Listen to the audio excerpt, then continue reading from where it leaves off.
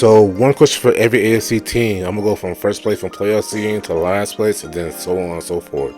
So first thing is for Kansas City Chiefs is how good their DB is gonna be. As most of them were in their first or second year last year, and they're only gonna get better. But it's a matter of like which one of them corners is gonna be like that number one corner for them. Even though L'Jarius Sneed is really good, one of the best blitzing corners in the league, they still need that number one corner that they can rely on when they go against number one wide receivers. Now, for the Houston Texans, it's the matter of like, can D'Amico Ryder make this defense be one of the better defenses in the league? Because they're a young team, young defense. They're probably going to be not that good this year, but can they be competitive, especially on the defensive side, where they could be like still wins off of like even playoff contender teams for like that? Now, when it comes to the Buffalo Bills, my main question for them is, can they have an actual balance between the run and the pass? Because they've been running like Josh Allen like crazy. I know he's really great with his legs and stuff like that and his arm, but like I'd rather not have like all that responsibility on him, because like you're gonna wear him down at the end of the year. I know he's been pretty good in the playoffs, but at the same time though, like you wouldn't want to do that to your own QB. And plus, they really need like a number one running back big time. I know the offensive line hasn't been the best run blocking offensive line, but still though, like they need to get that balance instead of being predictable every play. Now, with the Indianapolis Colts, is the obvious Anthony Richardson and how far he's going to develop throughout the whole season, because his college stats ain't the best, but like when you actually watch his games, you can tell that like he was actually trying to make the good plays, he just wasn't making them. And Anthony Richardson is really an intriguing prospect because dude can run with dual threat QB, really great fast runner, rocket of an arm. It's just a matter of like how much of development he's going to have this season, and especially going into next season, because dude has a high ceiling and great potential to be like one of the top 5 QBs in the league for.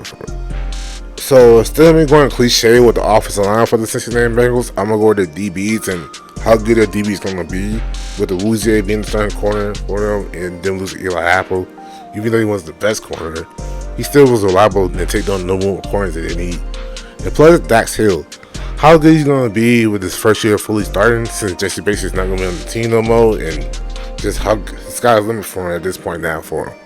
Now for the Denver Broncos, it's really the obvious, like how is Sean Payton going to turn Russell Wilson into like the consummate QB, or even a top 10 offense in the league this year? Because it's been since like 2014 where the Denver Broncos had a top 10 offense, and like it's been a long time since they really had that be a sight for the offense. So hopefully they're able to like actually back up the defense for actually being one of the most consistent defenses in the whole NFL for the past 10 years. Now, speaking of defenses, my Jacksonville Jaguars, the main question for them is their pass rushing, because last year Josh Allen had 7 sacks, but he was actually top 5 in pressures too, so that's actually a good thing for him.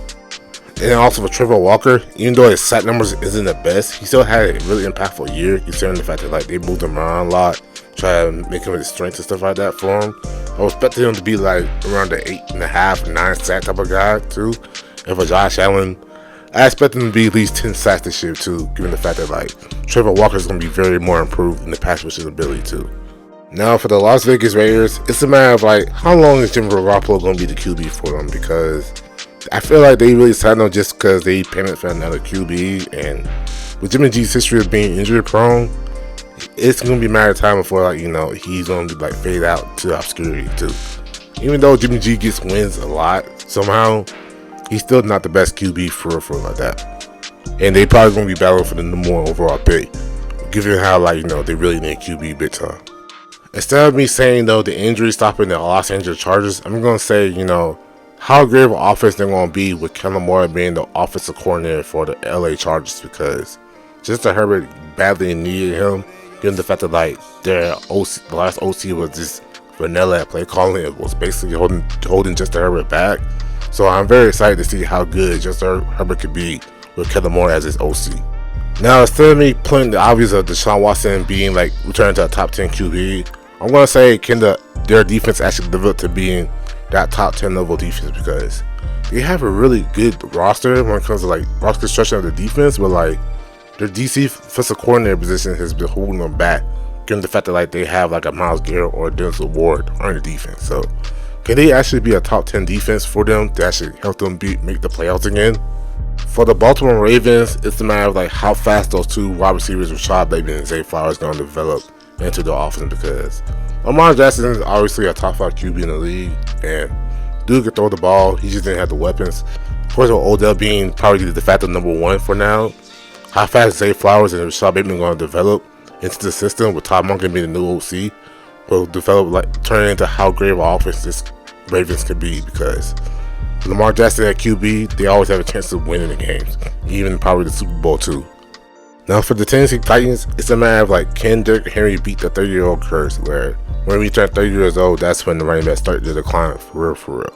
As Derrick Henry is basically the offense, and how long he's going to play at the elite level is really just a matter of like what we see for real, because Derrick Henry, he's been getting a lot of carries the past few years, and it's just a matter of time before, you don't beat that guy to where he'll get you like close to 2,000 yards and double-digit touchdowns every year for you.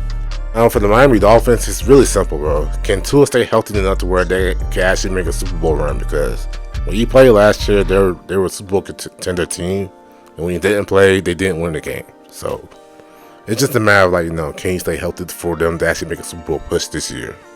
Now with the New York Jets, well, Aaron Rodgers had that Tom Brady like type of season where like he ended up going to a new team, ended up getting developed really good chemistry with the team, and become the MVP caliber type of guy again. Because last year wasn't his best year.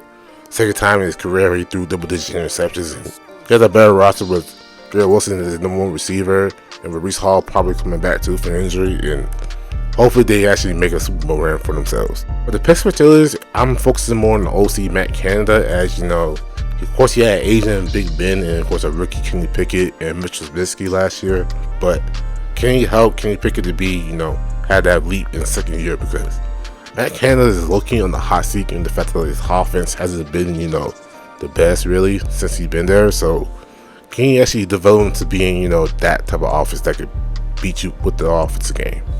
Then finally, the New England Patriots is, do you actually believe in the OC Bill O'Brien? Because I'm pretty sure Matt Jones will be starting for them, and Bill O'Brien, in my opinion, has been the best OC for real like that, because when he was in Alabama, when he had Bryce Young as his QB, who just went more for a pick, the offense was kind of vanilla, where his play calls is somewhat predictable and not creative enough. So can he help Matt Jones be like, that QB to actually bounce back from what people could say like an awful year for Matt Jones, given the fact that he didn't have a real OC last year?